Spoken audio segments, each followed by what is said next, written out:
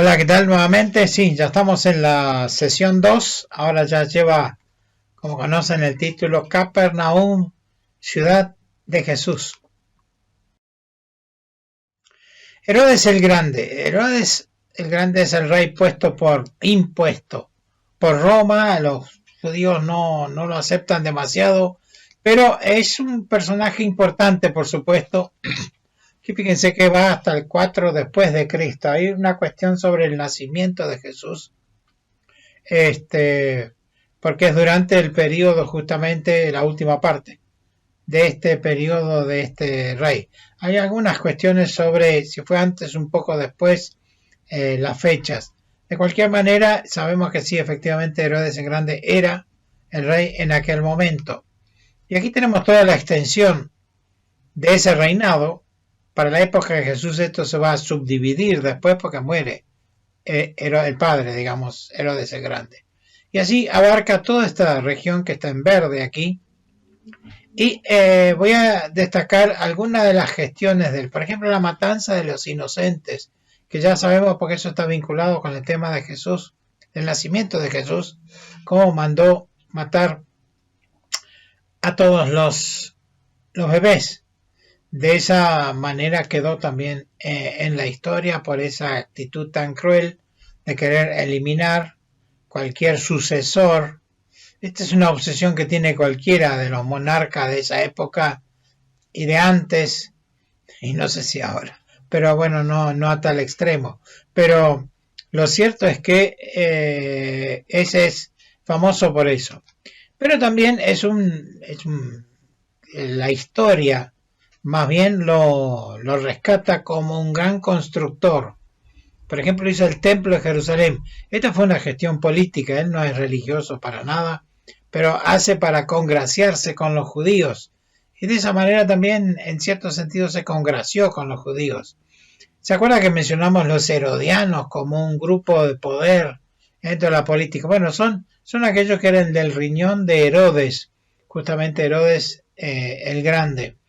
Y tiene mucha influencia, los herodianos, tiene mucha influencia por este tipo de obras para quedar bien con los judíos. Una obra impresionante, la verdad, muy grande, mucho más grande que el templo de Salomón, por ejemplo, en términos de fastuosidad, de altura. La planta es exactamente la misma, pero en cuanto a altura, realmente tenía 50 metros de alto, una cosa realmente revestida en mármol, en fin, una cosa hermosa que los discípulos mismos dicen, mire qué hermoso que es el templo, y Jesús dice, sí, fíjense bien porque no va a quedar piedra sobre piedra, profetizando el fin de todo ese edificio. Cabe acotar que él hace muchas obras. Por ejemplo, aquí tenemos el puerto de Cesarea, una obra también faraónica, vamos a decir, pero el puerto principal aparece varias veces en las narraciones, el libro de los Hechos, Pablo es llevado ahí, en fin, Cesarea era una ciudad importante marítima y un puerto muy importante. Y entonces, en cuanto a estas obras, es importante ver que el oficio de José, vamos a llamarlo así, el padre de Jesús en ese sentido, era carpintero. Ahora, en realidad la palabra en el original es tecton, que quiere decir técnico. Entonces, muchos piensan que en realidad era una persona que estaba involucrado en muchas obras. Los romanos les gustaba hacer arcos, ¿sí? Pero para hacer los arcos de piedra hay que hacer unas cimbras de madera, unos moldes de madera, sobre la cual van apoyados las piedras. Y es muy probable entonces que José en realidad estaba vinculado a esa tarea. No solo sería una carpintería en el sentido de hacer muebles, sino también estaría involucrado en la construcción. De allí que posiblemente él se ausentaba mucho de su casa por ir a trabajar en estas grandes obras, que no están por supuesto en Nazaret. Y entonces, volvemos a Herodes, es un personaje realmente muy importante.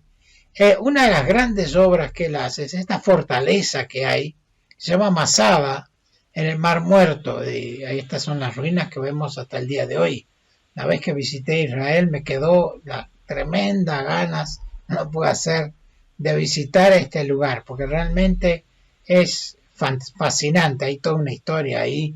Fue la última resistencia de los judíos para con los romanos, que hacen hasta una rampa para poder conquistarlo. Esto es dentro de la guerra esa del año 70 después de Cristo.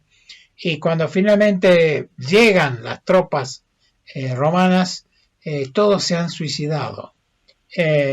Y es un lugar emblemático para Israel hoy en día. Todo soldado que juramenta su vida, etcétera, lo hace aquí en Masada, porque es el lugar simbólico.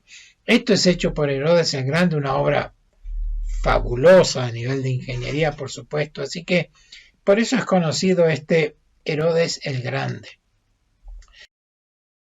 Pero ya con la muerte de Herodes, Roma divide su reino en varias partes. Arquelao recibe Judea y Samaria, que ustedes lo tienen marcado aquí. Después Antipas tiene Galilea y Perea. Fíjense que están como desenganchados casi esas dos zonas.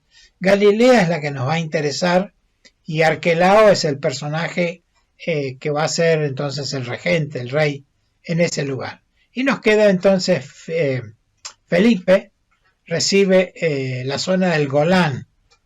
La podemos mirar mucho más adelante, algunos eventos que suceden también aquí. Como ven ustedes, bordea justamente el lago de Genesaret, está de ambos lados, tanto la parte del Golán, que hasta hoy se llama por supuesto esa zona las alturas del Golán, y la otra parte que es la de Galilea. Después en el año 6 después de Cristo los romanos deponen a Arquelao y un gobernador es gobernado por un procurador romano. Eso es Judea, está gobernado directamente por romanos y por supuesto es Pilato, el caso más concreto, emblemático que conocemos, pues que es el que era procurador romano en la época de cuando Jesús es llevado a la cruz. Esto es una cosa muy somera, pero quería que tengamos una noción de cómo se había subdividido toda esa región. Jesús entonces de Belén, que es donde nace, bueno, van a Egipto por supuesto, después se mueven a Nazaret y de allí entonces a Capernaum, donde se instalará ya cuando tiene 30 años. Y aquí tenemos entonces la pequeña zona de Galilea. Tenía dos partes, Galilea, una parte al norte que era más bien montañosa y la parte sur que es más bien plana, que es donde la mayor parte de la actividad se producía y hasta el día de hoy también.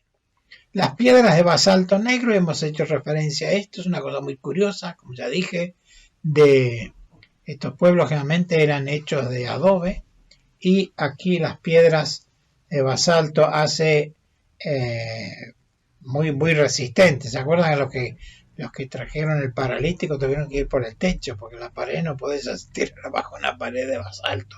No es tan fácil, ¿sí? La tenés que sí o sí ir por los techos. Entonces, características de Capernaum. Miremos este pueblo. Era un pueblo pesquero y había empresas familiares que hacían la tarea. Esto es medio típico del Imperio Romano. Sería casi una sumatoria de mini emprendimientos. Y entonces familias o grupos, en realidad familias extendidas se dedicaban a distintas tareas comerciales. Este en particular, esta zona justamente es de la pesca. Ese producto era salado y exportado por las vías abiertas por los romanos. No solo los caminos, tiene 80.000 kilómetros de caminos, tenía el Imperio Romano, sino las vías navegables. En particular el Mare Nostrum, que era el Mediterráneo, del cual lo importante es que los romanos habían logrado derrotar a los piratas, eliminarlos, diría yo. Y entonces había buen comercio, y después lo vemos a Pablo, el apóstol Pablo, aprovechando esta circunstancia justamente para llegar hasta lo más recóndito, a la cabecera primero, que sería Roma, y finalmente lo vemos con intenciones por lo menos de llegar hasta España, que sería la otra punta del Mediterráneo. Y por supuesto, el pescado de Galilea era un manjar caro en Roma. Esto nos hace ver que los pescadores, los cuales elige Jesús, no eran pobrecitos. A veces no sé qué me molesta cuando dicen los pobres pescadores. No eran ningunos pobres pescadores. Eran empresarios que se dedicaban a la pesca y tenían muy buen... eran empresarios, no solo los integrantes de la familia, como sabemos después tenían empleados ellos. Cuando vemos que se van tras de Jesús, no colapsa todo el sistema de la pequeña empresita, siguen trabajando ellos.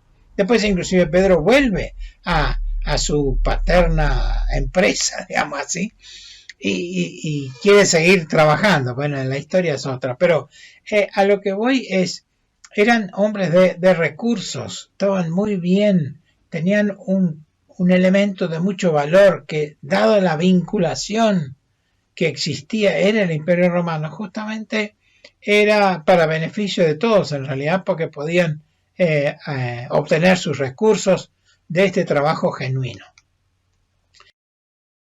Aquí tenemos lo que puede ser más o menos una representación de Capernaum. Como ven ustedes, todos estos pueblos no son grandes, para nada son grandes en la antigüedad, y ven ahí unas, estimando por supuesto, pequeños puertos, espigones, donde los barcos de pesca estarían a la orden del día. Era un pueblo pesquero y dedicados específicamente a eso. Aquí tenemos una cosa muy importante porque es un rescate arqueológico hecho por los judíos, por el pueblo de Israel, y justamente esta barcaza fue encontrada en el lago y ha sido recuperada, y lo ven esto en el museo. Esta es una representación del modelo que sería esa barca de pesca. En este tipo de barcas es que se produce gran parte de las historias, por lo menos los comienzos de los discípulos de Jesús.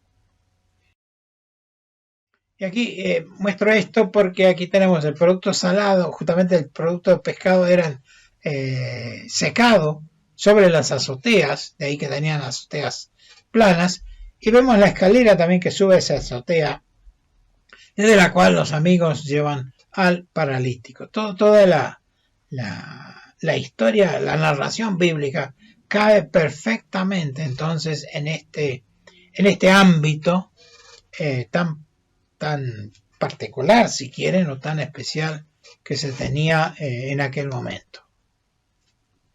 Entonces, lo curioso es el mensaje de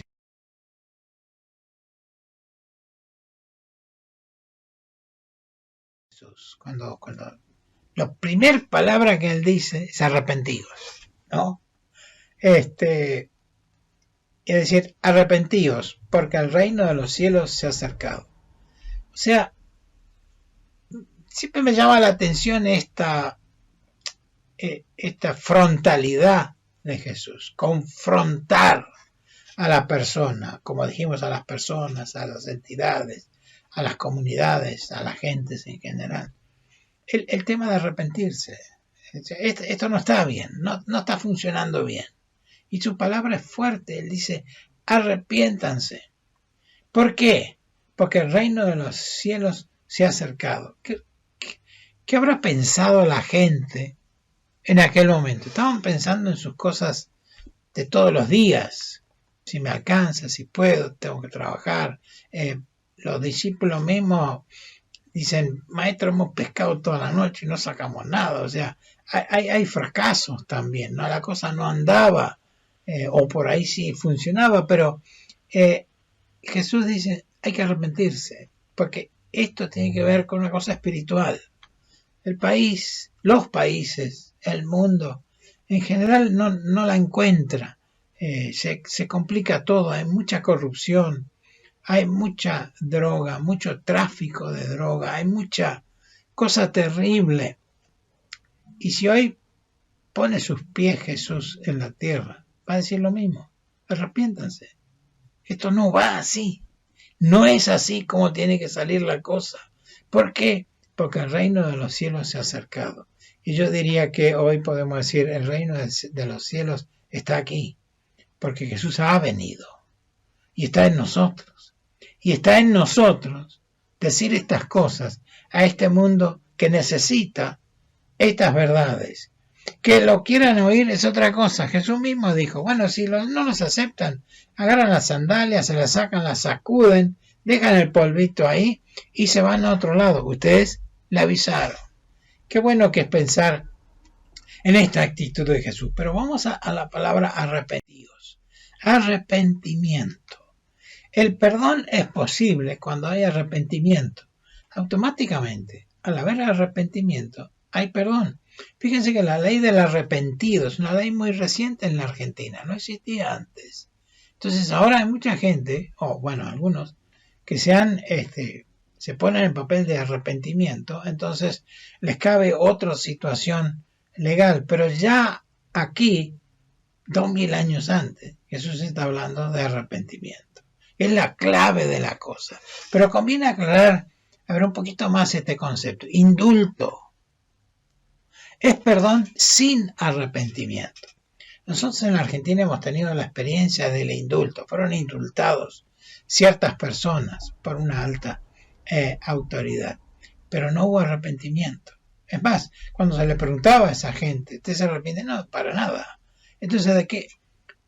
El indulto es eso, no tiene consistencia. O sea, si tiene efecto, por supuesto, pero es perdón sin arrepentimiento y de nada sirve. Jesús es muy directo.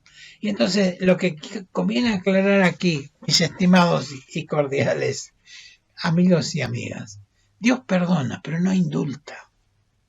No vayas a creer que Dios indulta. Hay como una sensación, y bueno, Dios va a perdonar todo en última instancia. No. Dios perdona, sí, si hay arrepentimiento, pero Dios perdona, pero no indulta. Y entonces esta es una clave que comienza a surgir justamente con esta gestión de Jesús. Él arranca con esto. Su mensaje es este. Arrepiéntanse, porque el reino de los cielos está cerca. Y el mensaje es bien recibido por la gente. O sea, según Lucas 5.1, es digno notar que la respuesta de la gente al mensaje de arrepentimiento de Jesús es recibido. O sea, no hablaba de fórmulas mágicas, mucho menos de formalismos. De eso ya estaban cansadas la gente con todas las castas religiosas que le insistían en formalismos. Como dice Jesús, ponen tantas cargas, después ni ellos son capaces de llevarlas. Vaya si hay coincidencia hoy en día de este tipo de actitudes. Y si no, apelaba al corazón, a la razón. Hay que recordar que la palabra de Dios se daba solo en las sinagogas y no al aire libre. Esto es muy importante que tengamos en cuenta. Nosotros podemos llevar la Biblia a todos lados. Y realmente cuando exponemos, digamos, un mensaje o lo que sea, nos basamos en un texto bíblico. Y también, por supuesto, es así. Pero Jesús no está desenrollando un libro de la Torá ahí sobre el monte, el sermón del monte o en cualquier lugar. No, porque no se hacía eso. Se daba solo en las sinagogas, nunca al aire libre. Entonces miremos cómo hacía Jesús. O sea, qué técnica usaba él. No estaba con el rollo bajo el brazo y empieza y dice, acá dice, eso lo hace en la sinagoga, pero no lo hace afuera. Mientras caminaba, a ver, imagínense, sucedía algo. Tal vez un ciego que grita, ¿sí? O un comentario sobre la belleza del templo, por ejemplo, que lo hubo. O una mujer descubierta justo en adulterio. Un hombre petizo, menudo, arriba de un árbol, que ni siquiera dijo nada. Jesús lo vio y le llamó. Una multitud con hambre, pero con hambre de querer comer algo. Habían escuchado cosas muy lindas, pero acá había que comer. Jesús aprovechó todos estos eventos, vamos a llamarle espontáneos, para hacer parar la gente, enfrentarlos a los problemas reales de la vida y hacerlos reflexionar. Es un genio. No solo siempre digo que es un genio de maestro, sino que es un genio en esto. Esto es muy importante para el manejo de los medios, porque Después lo vamos a aclarar, pero a veces estos eventos sucedían en un espacio de muy poco tiempo, a veces en minutos. Uno lee y no se da cuenta, pero ya está, ya fue el evento. Pero el mensaje quedaba grabado en la memoria y los corazones de muchas personas. Para toda la vida se acordaron de eso. Después cuando escribieron, no solo los discípulos, sino seguramente otras gentes también escribieron, recordaban estos eventos y los ejemplos que Jesús pone. Ya lo vimos con el Sermón del Monte. Te tira cosas que te dejan, que ¿cómo no te vas a acordar de eso? ¿Cómo vas a sacar la paja en el ojo ajeno si tenés una viga en la propia? ¿Cómo no te va a quedar eso? Y eso lo dijo Jesús ahí al toque. Qué bueno que es cuando nosotros podamos hacer este tipo de cosas también. Todo lo que ocurre hoy, y este es un principio que me gusta tener en cuenta para el uso de los medios, que en alguna oportunidad llegamos a hacer. Todo lo que ocurre hoy está bajo la soberanía de Dios. Es todo. Como cristianos, como hijos de Dios, enfrentamos eventos que captan el interés de la sociedad. Están hablando de eso, ¿no? Que es el cambio climático, esto, aquello, los asaltos, la inseguridad, la corrupción, todos esos temas que los medios colocan ahí. Debemos utilizarlos para ayudar a la gente a pensar en lo realmente importante en la vida y enfrentarlos a la presencia del Señor Jesucristo, quien dio su vida por ellos. A mí me encantaría hacer un curso, digamos así, ¿no? Un cursito rápido, para decirlo así, de, a ver, tomemos un diario, ¿no? ¿Y qué noticias hay? Bueno, esto, aquello, lo otro. Sacar de ahí y a ver cómo en 10 minutos podemos hacer una exposición, pero en base a la redacción de los medios, que ya han puesto ese tema en la sociedad, lo han puesto en el frente. Pero detrás de eso, hacer lo que hizo Jesús, hacer reflexionar a la gente y decirle, ¿y acaso en la Biblia no tenemos miles de textos que pueden encajar perfectamente en los distintos eventos? Tendríamos que hacer la prueba algún día.